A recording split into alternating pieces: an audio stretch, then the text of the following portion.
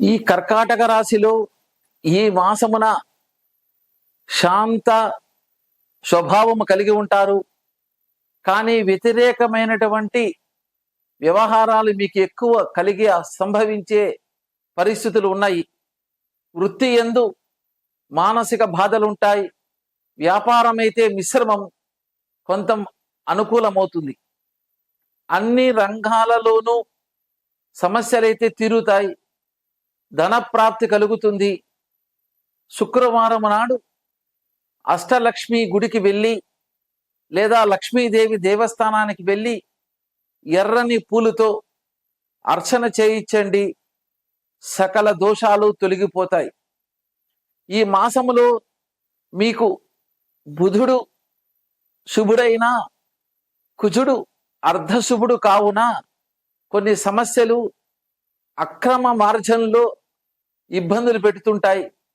జాగ్రత్త అనేది చాలా అవసరమవుతుంది. ఇతరులు స్వార్థముతో మిమ్మల్ని ఎక్కువ వాడుకుంటారు. ఇతరుల పనులు చేయించుకొని మిమ్మల్ని చిన్న చూపు చేసే అవకాశాలు కూడా ఈ మాసములో అధికంగా కనిపిస్తున్నాయి. అట్లే చిన్న చిన్న పొరపాట్లు మీ ఆత్మవిశ్వాసాన్ని దెబ్బతీస్తాయి. తొందరపాటు చర్యలైతే ఎక్కువ ఉన్నాయి.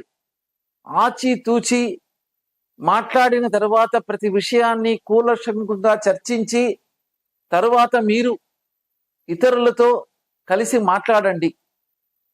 ప్రతిదీ సిద్ధపడదు. భావ ఉద్వేగాలకు లోను కాకండి, మంచిది కాదు. మీపై ఇతరులు మానసిక ప్రశాంతత లేకుండా చేయాలని ప్రయత్నిస్తుంటారు. దాని వలన ఎలాంటి ప్రయత్నాలైనా మీకు సఫలమవుతాయి. కావున బుధవారం నాడు బుధగ్రహ పూజలు, మహావిష్ణు దర్శనము చేయించిన దోషాలు తొలగి సుఖాలు పొందుదురు.